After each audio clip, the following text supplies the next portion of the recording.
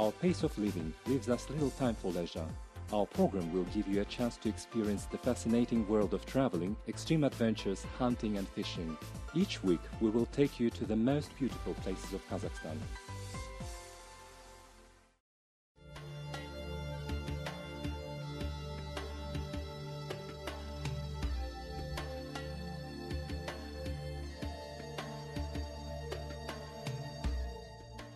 It happened a long time ago, did it?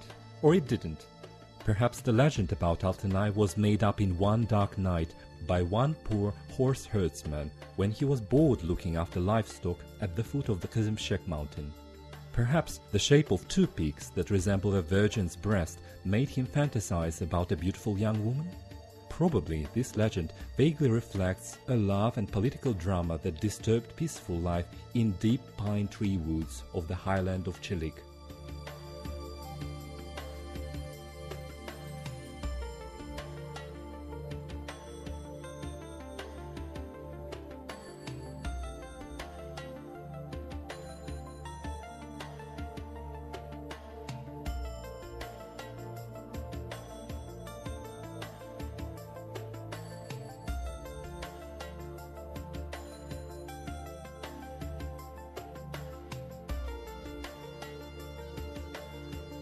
When the administration of National Park Kyzymchek offered us to take part in a recurring census of hoofed species in the district of Kyzymchek Mountains, we gladly accepted the invitation. These are legendary places. It took a while to get ready for the trip, so we left Almaty only in the afternoon. From the city to the Sati settlement, where the park's administration is based, is 300 kilometers, and it took us 4 hours to get there.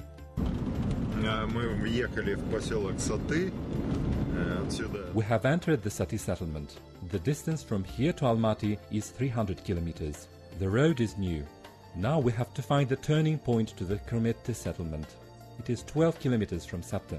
We have arranged to meet with Maksat, a huntsman at the park. We'll find him in the settlement. When we left the Janalash settlement, we could smell the aromas of alpine meadows and pungent smells of the mountain pine woods. Time seems to have stopped here. We can see wooden logs and lush green jailau and mountain woods that have a lot of secrets and legends. The Chilik Valley is the land of the Alban clan. Inaccessible mountain ridges of Kungey Alatau allowed the Alban clan to graze their livestock in green pastures.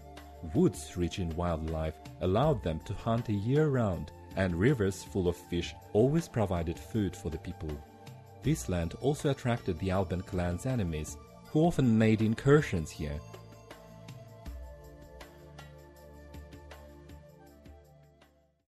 Armies of conquerors were mostly interested in the lands near the caravan centers and city centers in the medieval times, so people at Chilik could lead a peaceful life as they were far away from the caravan paths.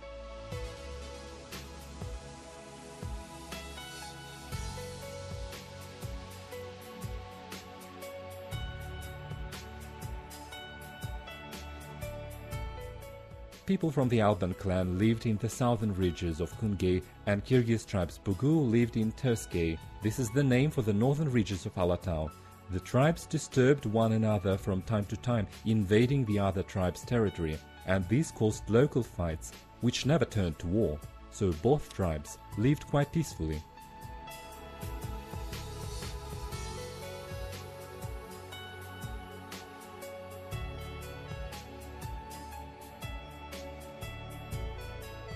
Unfortunately, when we arrived at the administration's office, we found that they had already left early in the morning without waiting for us. We were given the contact information to reach Kanat and Maksat, the guides. We were supposed to meet them at the Kurmete settlement. We had to go along the road towards the Kolsai lakes, and at the entrance to the pass we would have to turn right.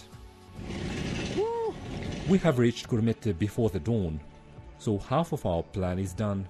Perhaps we will manage to catch up with them. The name Kurmete made us remember about the ancient legend about a beautiful girl, Altai.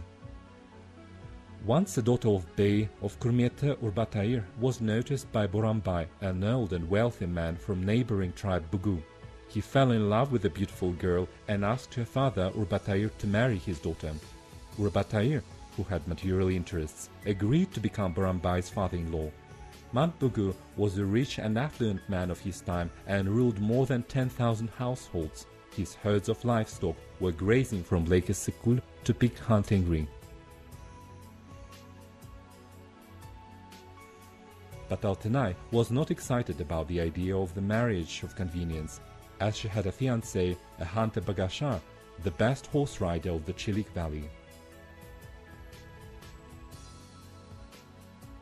As soon as Bagasha learned about Urbatayr's decision to make his daughter marry the rich old man, he broke into Altenay's yurta and took her with him on the saddle of his fast horse.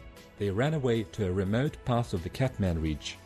When Barambai found out that his daughter had run away with Bagasha, he told his people to gather a squad to catch the couple and fight with the neighboring tribe. He managed to gather more than 1,000 horse riders. Urbatayr had to get ready for a fight to defend, but he could find and arm only about 200 shepherds who had agreed to defend their land. Altenay, wishing to prevent bloodshed, told both sides that she had made a decision to remain virgin and would belong to the heaven. Having said that, she threw herself off the top of a rock. Since then, these two ridges, which are shaped like a young woman's breast, are called Kyzymchek.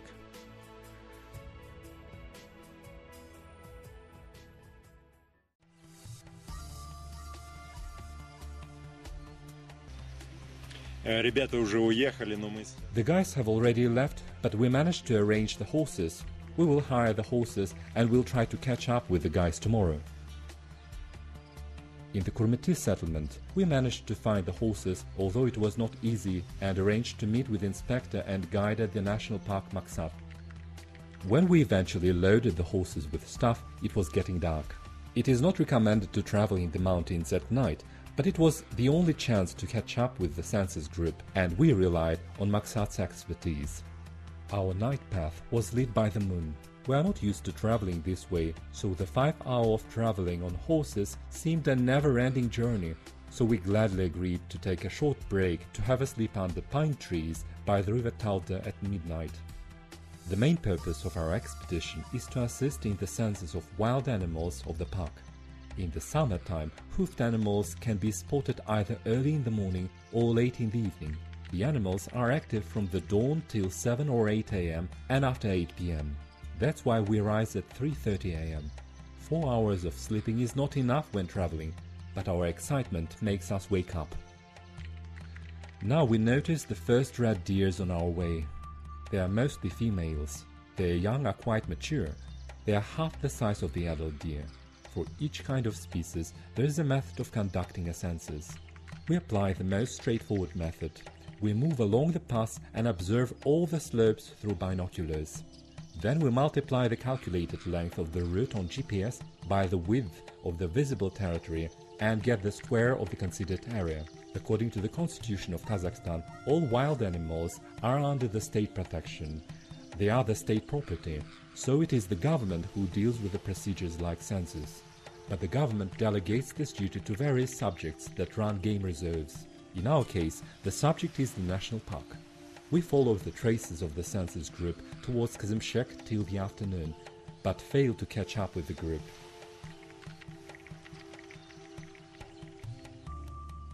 By 2:00 p.m. we reach the height of 2,800 meters above sea level. This is the upper edge of the pinewood. Above it there are alpine meadows. From there, the so-called nival zone starts. That's how the area of permanent snow and stones is called. Here there are swarms of gadflies. The large insects attack us like Messerschmitts. Ibexes at this time of day hide from these parasites on the highlands. We notice a group of ibexes at the height of 3,400 meters. It's amazing that these animals managed to find food here. Up there's only moss and lichens. But the ibexes go down to the alpine meadows at night when there are no gadflies. The traces of the census group lead us to the pass of Kokbulak. We follow them until we reach the pass, but then decide to stop at this point, first of all because we need to videotape the surrounding animals, and secondly, there are heavy clouds coming from the south. We set our tents on the even ground, getting ready for the night. After 7 p.m. we see several groups of ibexes going down the hill. A female with 2 goatlings is approaching us until it is 40 meters from us. The wind blows from the side of the ibexes, therefore we are not noticed by the animals. Had it been the other way around, we would have been noticed at a distance of 700 meters. We see a moving dark spot from a distance. When we look at it through the binoculars, we recognize a bear, a huge dark bear. In the mountains of Kazakhstan, there are Tien-Shan bears that are in the Red Book of Endangered Species. They are considerably smaller than Siberian bears, but this one is as large as the Siberian species. A wolf moves towards the ibexes behind them. We can hardly ever see it from a distance of 600 meters.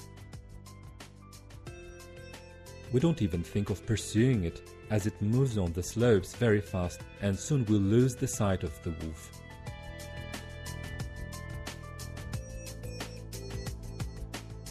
In the evening, when we've done everything we planned for the day, we return to the camp. After a quick supper, we go into our tents and fall asleep fast. But very soon we are disturbed by the horses' neigh. They warn us about unwanted visitors. We don't feel like getting up, but if we let the horses tear the bridles and run away, we'll be in trouble. We see a shadow. We rise and switch on a torch. We see a snout of a minx staring at us. The animal doesn't seem to be familiar with the torchlight, as it is not scared of it. For about 5 minutes we stare at one another, and after that the minx decides to run away behind the rocks.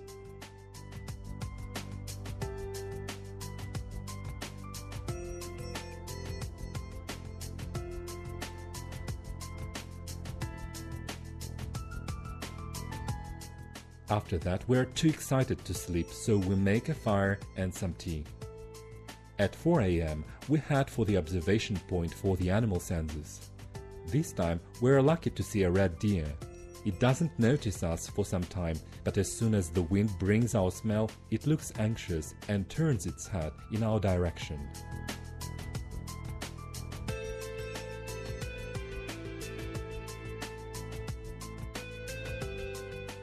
Unfortunately, time goes by quickly and we have to return. The way back to Kurmette will take 1 day, and by the evening we need to be in our car to be in the city on the following day. When we were going down the Kyzymchek ridge, we found a cave, and there were about a dozen of partridges which were hiding from the midday heat. Their young looked scared, but were not going to fly away. We didn't want to scare them. This year there are twice as many batches of partridges compared to last year. This may be related to good vegetation of bean plants, as well as good yields of fruit trees, which is a favorable factor for an increase in the number of these birds.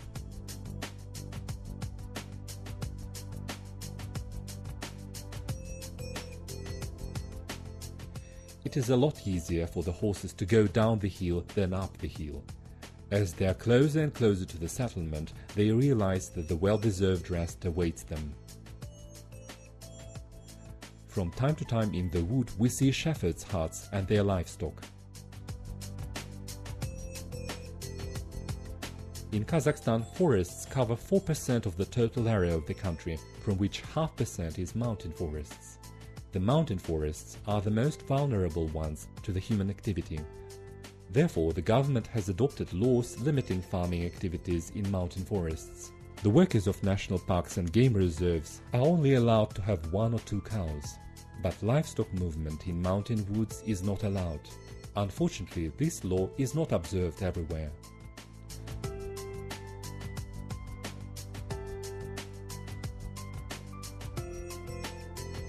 The way home took us 8 hours, and we managed to reach the town early in the morning.